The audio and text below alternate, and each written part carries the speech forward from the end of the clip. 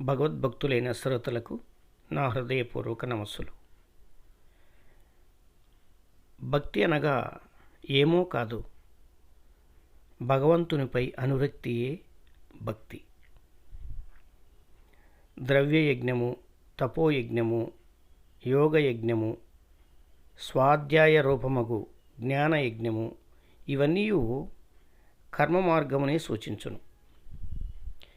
విద్వాంసులు జ్ఞానయజ్ఞముని సత్కార్యముగా నించి తమ సమ్మతిని తెలిపిరి.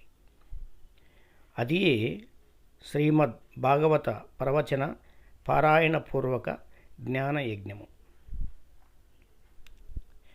శ్రీమద్ భాగవత ధ్వని చేత కలియుగమునందు సమస్త దోషములు తొలగిపోవును. శుభమస్తు.